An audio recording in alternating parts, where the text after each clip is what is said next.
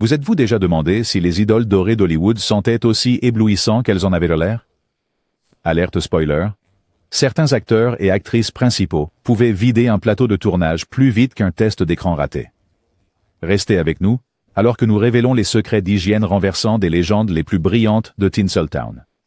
Croyez-nous, vous ne regarderez plus jamais un classique de la même manière. Clark Gable. Franchement, ma chère, je m'en soucie vraiment. Ouf! Vivienne Leigh n'était pas dramatique lorsqu'elle se plaignait que d'embrasser Gable était comme se pencher dans un placard de fournitures dentaires devenu aigre. En 1939, le roi d'Hollywood avait perdu la plupart de ses dents, les remplaçant par des plaques mal ajustées qui emprisonnaient des particules de nourriture, des résidus de tabac et du bourbon matinal dans une symphonie aromatique que le réalisateur Frank Capra plaisantait en disant qu'elle pouvait vous renverser à 10 pas. Le problème n'échappait pas au studio. MGM gardait des menthes en grande quantité sur ses plateaux. Les membres de l'équipe de révolte sur le Bounty ont mis au point un système de rotation pour lui passer des pastilles entre les prises. Une chorégraphie aussi minutieusement chronométrée que n'importe quel numéro de danse. Pourtant, le roi d'Hollywood haussa simplement les épaules, alluma une autre cigarette et continua à diriger son empire avec une confiance désinvolte qui faisait chavirer les femmes depuis les sièges des théâtres. Se baigner n'était pas beaucoup plus haut sur sa liste de priorités, surtout pendant les tournages en extérieur. Loretta Young se souvenait que le charme viril de Gable était accompagné d'un muscle qu'elle ne pouvait pas tout à fait ignorer, surtout sous le soleil du désert du Nevada pendant le tournage de The Misfits. Les maquilleurs ont développé des poudres spéciales pour combattre la brillance sans aborder le problème sous-jacent, car personne n'osait suggérer des améliorations d'hygiène à Clark Gable. Cary Grant. Smoking élégant, dialogue précis, timing impeccable et un arôme résolument naturel qui mettait à l'épreuve la patience de ses admirateurs les plus fervents. L'homme considéré comme l'ultime gentleman d'Hollywood avait des opinions étonnamment peu courtoises sur la fraîcheur personnelle qui surprenait beaucoup de ceux qui travaillaient avec lui. Grant croyait que les déodorants commerciaux étaient des absurdités chimiques à éviter à tout prix, faisant partie de sa philosophie de santé plus large qui embrassait la vie naturelle. Cette position de principe créait des défis pratiques sur le plateau, surtout pendant les productions de Hitchcock, comme La mort aux trousses, où l'équipe du maître réalisateur gardait les plateaux étonnamment aérés et introduisait discrètement des pauses d'air frais dans le planning de tournage chaque fois que les aisselles de Grant se faisaient remarquer après des scènes d'action. La covedette Eva Marissin a plus tard décrit diplomatiquement son odeur comme évidente, mais pas entièrement désagréable, comme un homme qui travaille dur. Le service de presse du studio s'assurait que ces observations ne parviennent jamais aux magazines de fans, cultivant plutôt l'image de Grant comme l'incarnation de l'élégance sophistiquée. Même son ex-femme, Diane Cannon, a écrit dans ses mémoires que sa philosophie de l'alimentation saine s'étendait à ne jamais utiliser de déodorant, le considérant comme non naturel et potentiellement nuisible. Elle a remarqué que sa salle de bain contenait des parfums coûteux, mais manquait ostensiblement de produits de toilette de base que la plupart des hommes considéraient comme acquis. Jean Harlow.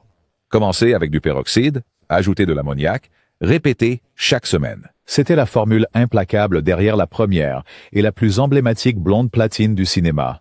Le cocktail chimique qui créait les cheveux blonds blancs, caractéristiques de Harlow, brûlait son cuir chevelu à vif et émettait ce qu'un visiteur du plateau appelait une odeur chimique distincte qui persistait longtemps après qu'elle s'ait quitté sa loge. Ce que les chroniqueurs de potins murmuraient, mais ne publiaient jamais, c'était que l'odeur inhabituelle douce amère, qui parfois imprégnait ses manteaux de fourrure et ses robes en satin, allait au-delà des traitements capillaires. Les médecins l'ont plus tard identifié comme un symptôme de l'insuffisance rénale qui lui coûterait la vie à seulement 26 ans, produisant une haleine urémique que les maquilleurs ont tenté de masquer avec du parfum supplémentaire sur le plateau.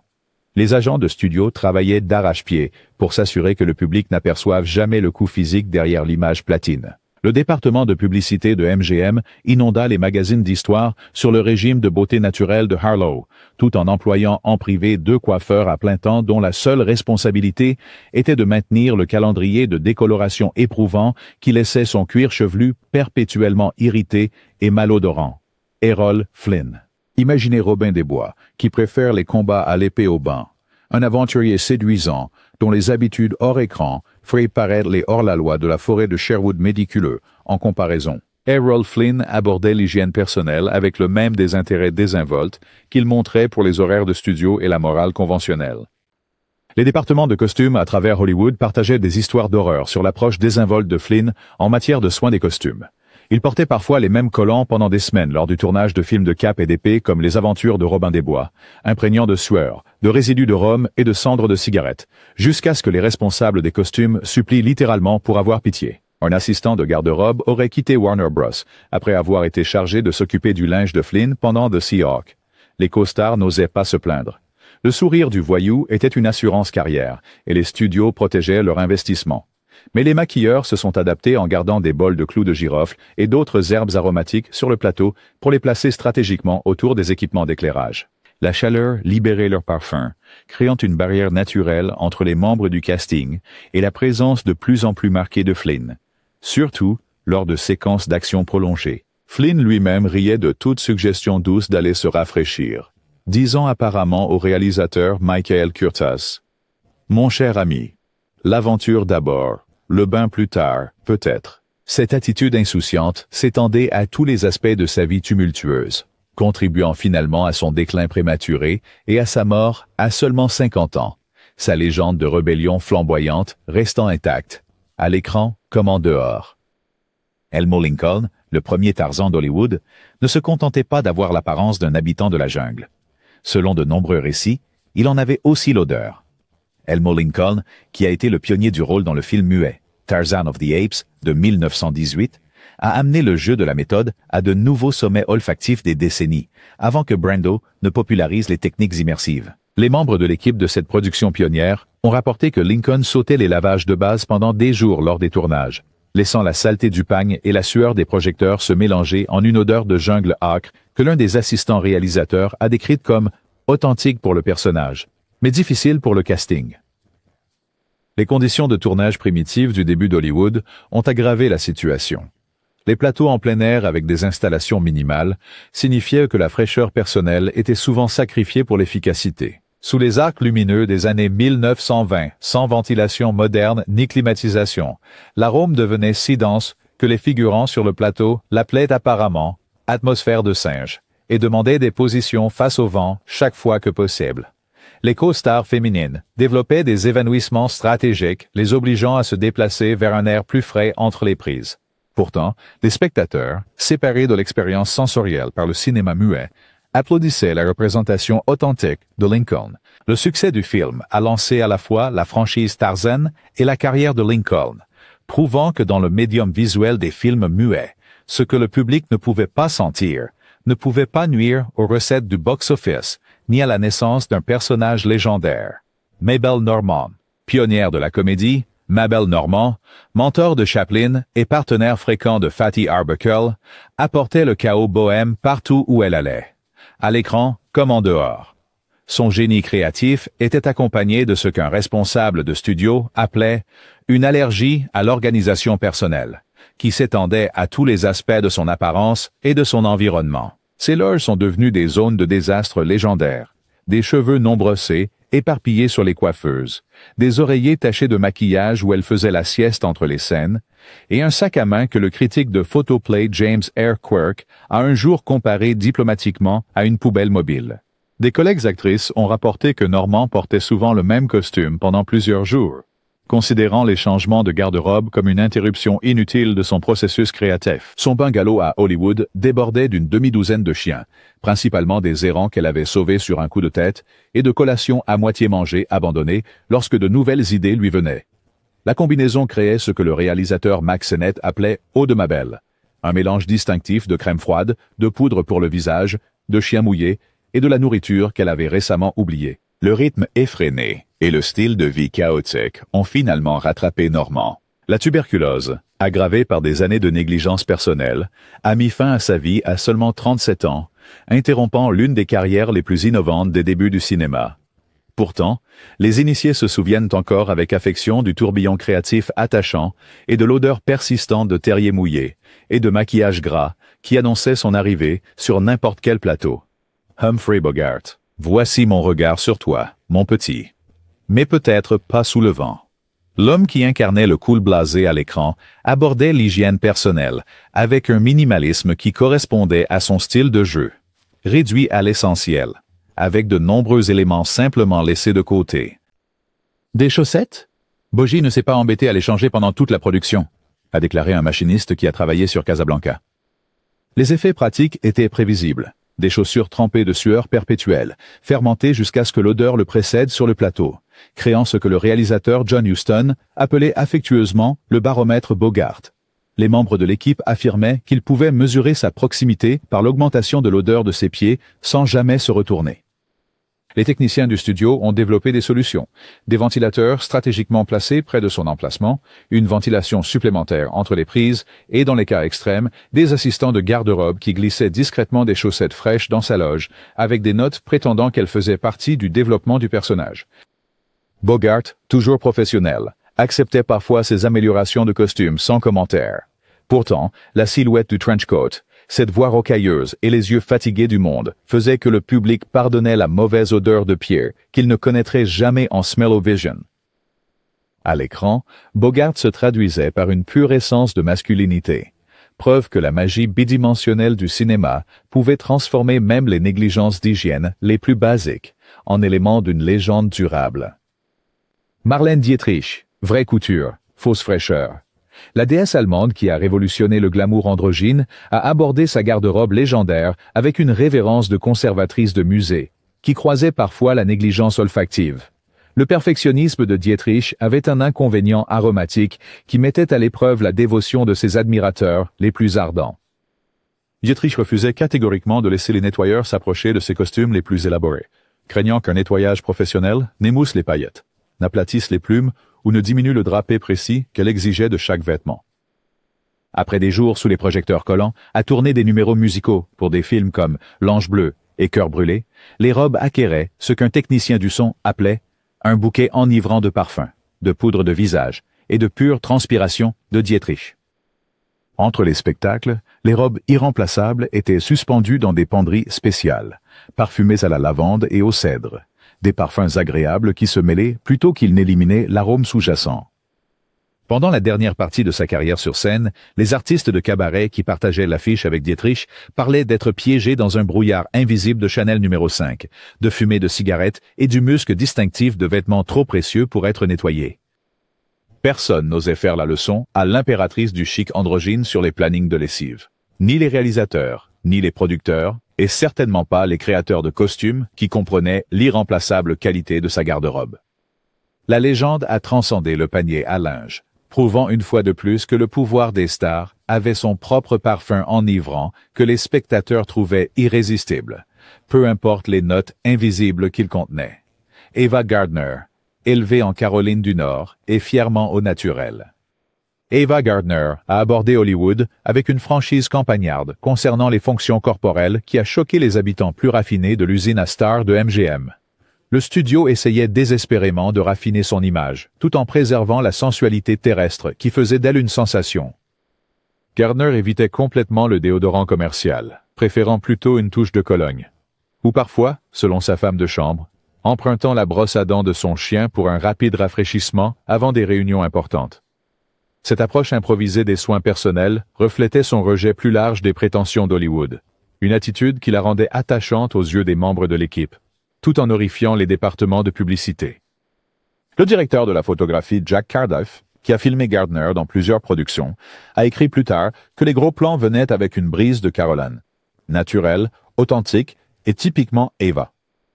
Il se souvenait d'avoir positionné les lumières, spécifiquement pour éviter d'augmenter sa température corporelle pendant les scènes cruciales, sachant que la résistance de la star aux antitranspirants chimiques signifiait que des températures plus élevées produiraient des résultats olfactifs immédiats.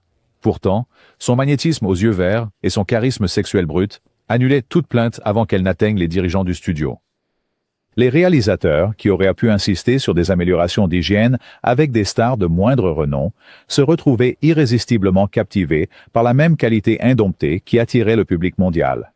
Dans le cas de Gardner, l'absence de fraîcheur artificielle faisait partie intégrante de la sensualité authentique qui faisait d'elle une icône, la preuve que le charisme des stars obéissait à ses propres règles primales. James Dean, rebelle sans douche. L'anti-héros ténébreux qui a redéfini la masculinité américaine pour la génération d'après-guerre abordait l'hygiène personnelle avec le même rejet défiant qu'il appliquait à toutes les attentes conventionnelles. Le désordre cultivé de Dean, Ce n'était pas seulement une image.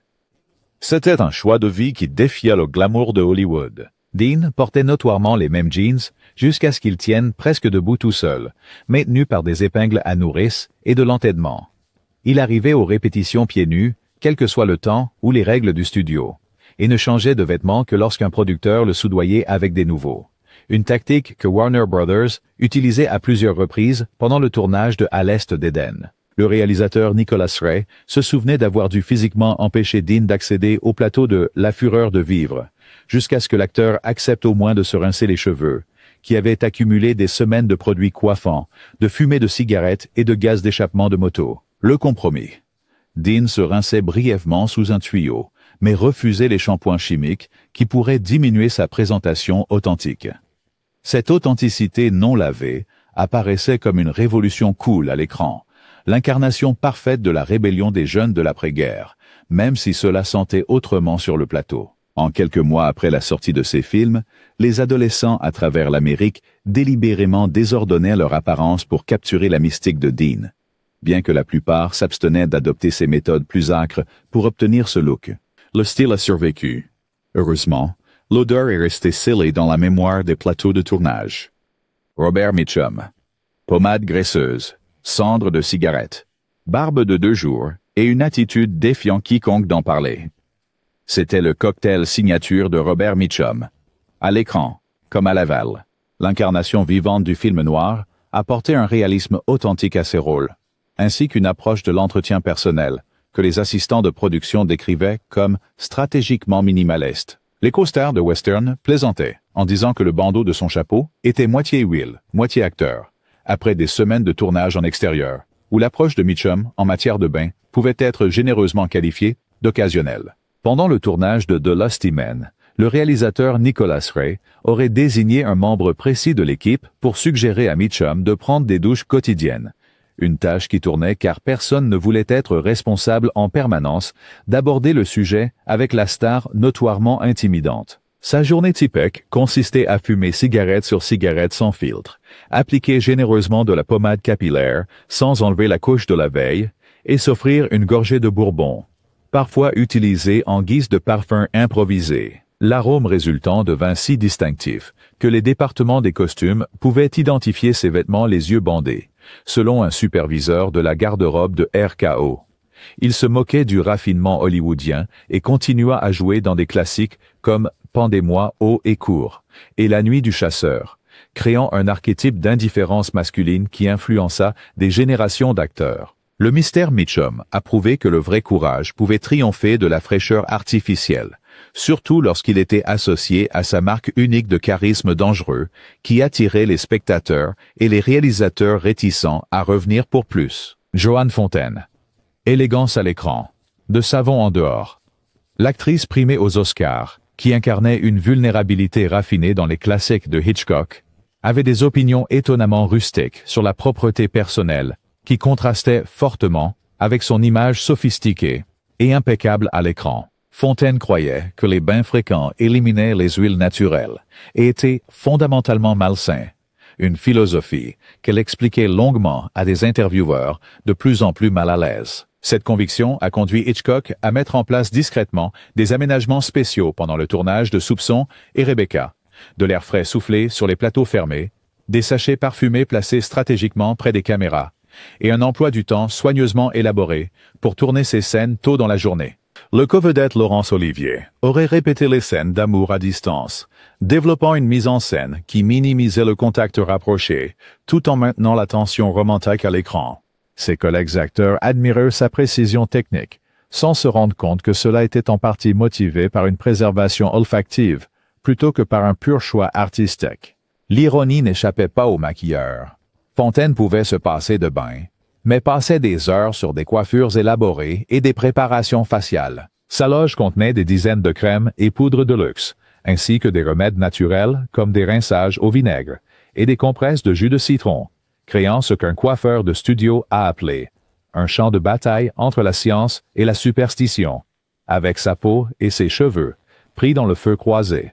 Montgomery Clift, des analgésiques, de la vodka et le désespoir ont progressivement dérayé les habitudes personnelles, autrefois méticuleuses de Montgomery Clift, conduisant une trajectoire tragique qui reflétait ses interprétations à l'écran de belles âmes endommagées. En tant que l'un des premiers acteurs de la méthode d'Hollywood, sa négligence croissante de l'hygiène de base est devenue indissociable de son état psychologique déclinant.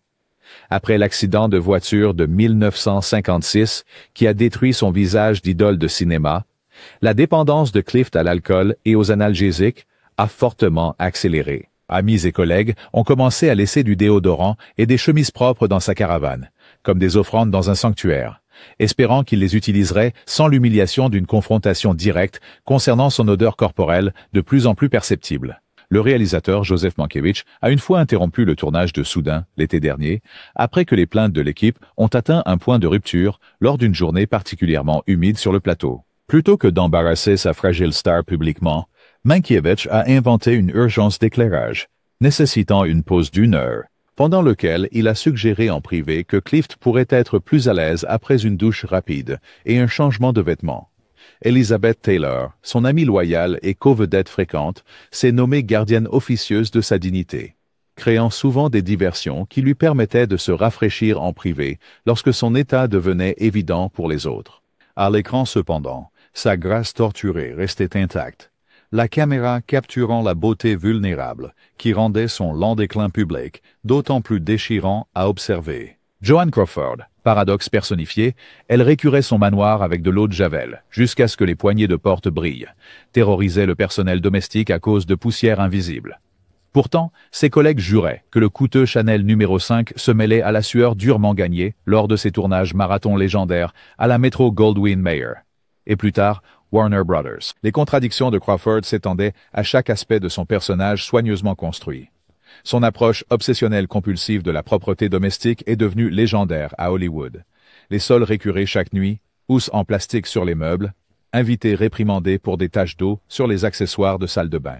Pourtant, cette même femme travaillait 14 heures par jour sous des projecteurs brûlants, réalisant des scènes physiquement exigeantes à plusieurs reprises sans pause, jusqu'à ce que ses épaulettes emblématiques soient visiblement humides et que son parfum distinctif se soit transformé en quelque chose de tout à fait plus primitif. La fille Christina se souvenait des mains en sang dues à des séances de nettoyage compulsif, où la star montrait personnellement la pression nécessaire pour frotter les plaintes. Preuve que l'ordre, et non l'odeur, était la véritable obsession de Crawford. Les collègues ont remarqué que Crawford pouvait sembler légèrement échevelée après des répétitions éprouvantes, mais elle préférait s'effondrer d'épuisement plutôt que de permettre qu'un seul cheveu ne soit déplacé lors de sa présentation publique. Bette Davis. 4 paquets par jour ont rendu la voix légendaire de Davis rauque, et son souffle assez puissant pour être perçu comme un effet spécial.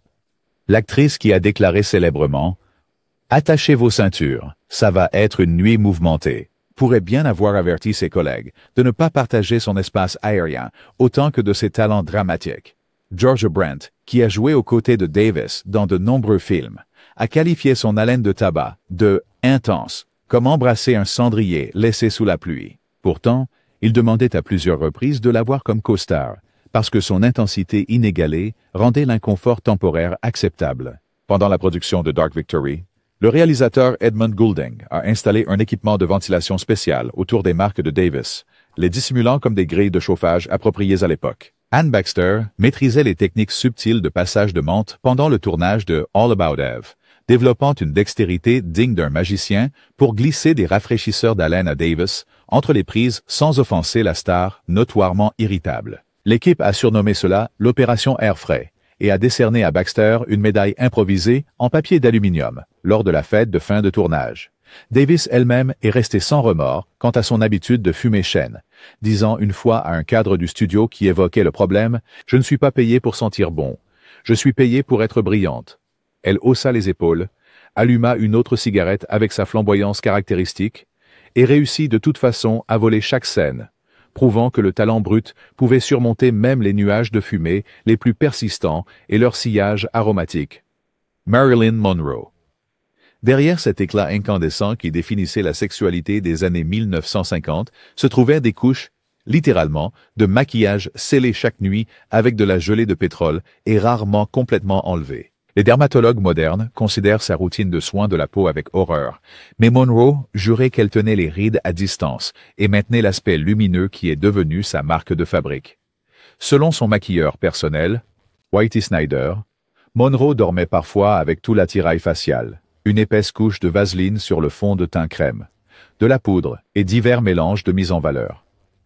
Cette pratique bouchait les pores et salissait les draps, créant ce que sa gouvernante appelait des « impressions de fantômes » sur les têtes d'oreiller, des empreintes faciales parfaites préservées dans le résidu de maquillage gras. Les problèmes de peau résultant le matin nécessitaient une application de maquillage encore plus lourde, créant un cycle contre lequel les dermatologues du studio mettaient en garde, mais n'osaient pas imposer à leur atout le plus précieux. Lors du tournage de certains Lem Show, le réalisateur Billy Wilder aurait installé un éclairage ultra doux spécial pour dissimuler les problèmes de texture croissants résultant de ces années de régime peu orthodoxe. Pourtant, la caméra ne captait que de l'éclat. L'illusion soigneusement conçue d'une beauté sans effort qui cachait les procédés mécaniques derrière elle. La célèbre citation de Monroe selon laquelle « À Hollywood, ils savent quoi faire des visages » contenait une vérité plus profonde que les fans ne le réalisaient.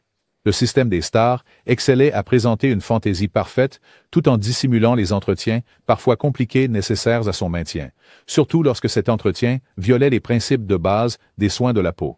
Charlie Chaplin, le perfectionniste minutieux dont la comédie ballétique nécessitait des dizaines de prises, avait des attitudes étonnamment décontractées envers la fraîcheur personnelle lors de ses légendaires marathons de tournage. Chaplin travaillait pendant des jours sans pause, focalisé entièrement sur son art, tout en ignorant des réalités de plus en plus odorantes. Lors de la production de chefs-d'œuvre comme Les Lumières de la Ville et Les Temps modernes, Chaplin sautait souvent les bains pendant plusieurs jours, se concentrant exclusivement sur le perfectionnement des gags et des angles de caméra, tout en laissant la sueur strier le maquillage distinctif du vagabond. Les membres de l'équipe ont développé un système de rotation pour travailler en étroite collaboration avec le réalisateur star, comprenant que sa monomanie pour la perfection ne laissait aucune place à l'entretien personnel.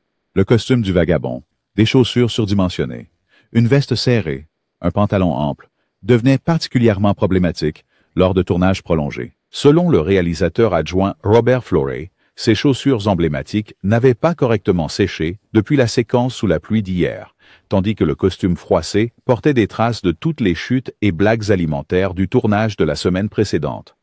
Rita Hayworth. Il n'y a jamais eu de femme comme Gilda, proclament les affiches, mais peu connaissaient la réalité piquante derrière la plus célèbre rousse du cinéma. Pour préserver sa teinture flamboyante caractéristique, la couleur qui a transformé l'actrice hispanique Margarita Cancino en Rita Hayworth, l'américaine par excellence, elle huilait abondamment son cuir chevelu et évitait de se laver les cheveux pendant des jours, voire des semaines. Sous les lampes chaudes du studio, la combinaison de teinture au henné spécialisée, d'huile protectrice et de produits coiffants industriels, littéralement grillait, produisant un arôme que les partenaires de tournage sur CoverGirl comparaient à celui d'un grill de café en train de grésiller avec des notes de cheveux brûlés. Le directeur de la photographie, Rudolph Maté, se souvenait d'avoir positionné les lumières spécifiquement pour minimiser la chaleur sur la tête de Hayworth pendant la célèbre séquence « Put the blame on Mame », craignant que les produits accumulés ne commencent à fumer sous l'éclairage direct. Les coiffeurs de studio devenaient experts dans l'art de créer l'illusion d'une brillance de cheveux fraîchement lavés, tout en ajoutant en réalité davantage de produits sur des mèches déjà saturées. Le département de continuité tenait des enregistrements détaillés du nombre exact de jours écoulés depuis le dernier véritable lavage, sachant que l'eau nécessiterait une recoloration complète, un processus que les cheveux abîmés de Hayworth ne pouvaient tolérer qu'une fois par mois au maximum. Veronica Lake, la frange en rideau qui a lancé 1000 imitateurs, cachait un secret que les dirigeants du studio tentaient désespérément de garder du public. Lake lavait ses cheveux si rarement qu'elle pouvait vider un plateau. Selon le costard fréquent, William Bendix, la vague blonde distinctive qui tombait de manière séduisante sur un œil, nécessitait un coiffage si élaboré que Lake refusait de risquer de la déranger avec des lavages réguliers. La célèbre coiffure posait des problèmes pratiques au-delà de l'hygiène de base. La laque épaisse nécessaire pour maintenir la forme parfaite de la vague accumulait la poussière, la fumée de cigarettes et les particules de nourriture tout au long des tournages de plusieurs semaines. Le réalisateur René Clair a planifié des vaporisations d'urgence de parfum entre les prises de E. Marry the Witch, plaçant des assistants juste hors caméra avec des pulvérisateurs de Chanel No. 5 qui étaient utilisés dès que la brise changeait défavorablement. Les dirigeants de Paramount ont finalement ajouté une clause d'hygiène spécifique au contrat de Lake, exigeant un lavage et un coiffage professionnel 2 fois par semaine, quel que soit le calendrier de tournage. La star a contesté amèrement cette intrusion sans précédent, arguant que les lavages fréquents endommageraient à la fois son look emblématique et l'investissement du studio dans son image soigneusement élaborée. Spencer Tracy, l'acteur renommé pour ses performances naturelles et sans artifice, adoptait une approche tout aussi naturelle en matière de soins personnels, ce qui posait des défis uniques à sa partenaire de longue date à l'écran et dans la vie, Katharine Hepburn. Les sueurs causées par l'alcool de Tracy, combinées à son attitude de plus en plus laxiste envers l'hygiène de base, créaient ce qu'un maquilleur de MGM appelait le défi Tracy, rendant la star présentable sans mentionner les problèmes sous-jacents. Alors que sa consommation d'alcool augmentait au fil des ans, l'odeur corporelle de Tracy devenait un baromètre de sa consommation. Les membres de l'équipe du film devinent qui vient dîner, développant une échelle informelle qui mesurait la sobriété par la tolérance à la proximité. Le réalisateur Stanley Kramer se souvenait avoir positionné les acteurs dans certaines scènes, spécifiquement pour s'adapter au courant d'air changeant lors des tournages en extérieur. Katharine Hepburn, farouchement protectrice de la dignité de Tracy et de son image publique, affrontait le problème de manière pragmatique avec des fenêtres ouvertes, des fleurs fraîches placées stratégiquement et des mouchoirs parfumés qui apparaissaient dans les scènes avec une fréquence suspecte. Pendant leur dernier film ensemble, elle serait arrivée des heures à l'avance pour aérer sa loge et disposer des vêtements frais avec des notes suggérant qu'il s'agissait de nouveaux costumes nécessitant des essais.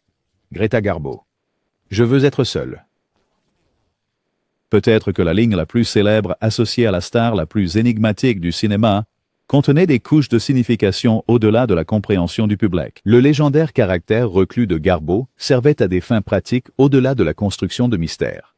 Cela aidait à masquer le fait qu'elle détestait se baigner presque autant qu'elle détestait la publicité. Malgré des gains de millions, Garbo vivait simplement, un choix que les publicitaires du studio présentaient comme philosophique plutôt que pratique. Une domestique qui a brièvement travaillé dans son appartement à New York a écrit plus tard que la star portait plusieurs fois les mêmes tenues jusqu'à ce que les odeurs rivalisent avec les piles de linge de Midtown et considérait le bain quotidien comme une obsession américaine qu'elle rejetait fièrement. Sur le plateau, cela a créé des défis diplomatiques pour les réalisateurs déjà intimidés par son tempérament artistique. Clarence Brown, qui l'a dirigé dans plusieurs succès, a mis au point un système de retard technique qui coïncidait avec des moments particulièrement opportuns pendant lesquels sa costumière suggérait un ajustement de costume nécessitant un moment d'intimité et une proximité avec du savon et de l'eau. Mae West. Pourquoi ne monteriez-vous pas et ne viendriez-vous pas me sentir un de ces jours? Ce n'était pas exactement comme ça que l'invitation célèbre était formulée, mais cela aurait pu être plus précis. La reine grivoise de l'insinuation qui faisait rougir les censeurs croyait fermement que les bains étaient mauvais pour les huiles naturelles, préférant à la place des nuages de parfums tabus si épais qu'ils diffusaient parfois visiblement les lumières de la scène pendant le tournage. La loge de West ressemblait à l'explosion d'une usine de parfums avec des douzaines de flacons, disposés par usage plutôt que par parfum. Boitien, rafraîchisseur du matin, stimulant d'après-midi et séducteur du soir. Le devoir principal de son assistant personnel était de rafraîchir le nuage de parfum de la star environ toutes les heures, en appliquant différentes notes selon la partie du corps qui seraient mises en avant dans les scènes à venir. Les réalisateurs diffusaient ces décors comme des clubs de jazz enfumés, installant des ventilateurs spéciaux qui s'activaient entre les prises. Les caméramans ont appris à anticiper la densité de son nuage de parfum lorsqu'ils calculaient les besoins en éclairage, sachant que les moments particulièrement fraîchement vaporisés pouvaient créer un brouillard visible dans certaines conditions. Pendant les tournages d'été de She Done Him Wrong, les membres de l'équipe tiraient au sort pour décider qui travaillerait le plus près de la position de la star. Lon Chaney, l'homme aux 1000 visages, a brassé presque autant d'odeurs distinctives. Colle collodion, gomme d'esprit, pâte théâtrale et même peinture au plomb toxique faisait partie de son expérimentation chimique personnelle au service de ses effets de maquillage révolutionnaires. Pour créer le visage crânien du fantôme, il a lié ses narines avec du fil de fer, collé des dispositifs sur mesure et appliqué des produits chimiques caustiques pendant des jours, développant un arôme distinctif que les maquilleurs évoquent encore à voix basse, avec respect. Les obligations professionnelles s'étendaient au-delà de la chaise de maquillage. Pendant la production de Notre-Dame de Paris, Chaney portait sa bosse élaborée et ses contraintes corporelles pendant tellement d'heures consécutives que les assistants réalisateurs ont programmé des scènes en extérieur spécifiquement pour aérer l'odeur corporelle accumulée à l'intérieur de l'appareillage complexe. Les costumiers ont créé des panneaux amovibles spéciaux, pouvant être nettoyés pendant la nuit, tout en préservant la forme générale de ces tenues spécialisées. Les autres acteurs laissaient des fenêtres ouvertes autant que possible et avaient mis au point un système de mouchoirs imbibés d'huile de lavande qu'ils pouvaient porter à leur visage de manière décontractée lors des interactions particulièrement rapprochées avec les créations plus odorantes de Chaney. Loin d'être offensé, Chaney considérait leur réaction comme la preuve de sa réussite dans sa transformation physique. Si ses collègues pouvaient sentir le monstre, pensait-il, c'est qu'il l'était vraiment devenu. Les spectateurs du cinéma ont seulement vécu le choc visuel de ces incroyables transformations, sans jamais imaginer que chaque création monstrueuse portait sa propre signature olfactive distinctive, preuve supplémentaire que le plus grand génie du maquillage du cinéma comprenait que son art allait au-delà de ce que les caméras pouvaient capter pour créer une expérience sensorielle complète pour tous sur le plateau. Si ces révélations en coulisses vous ont fait halter, suffoquer ou sourire, appuyez sur le bouton « J'aime » et partagez cette vérité pleine d'arômes avec vos amis cinéphiles. N'oubliez pas de vous abonner et d'activer la cloche pour être le premier à découvrir le prochain chapitre inédit de l'histoire du cinéma.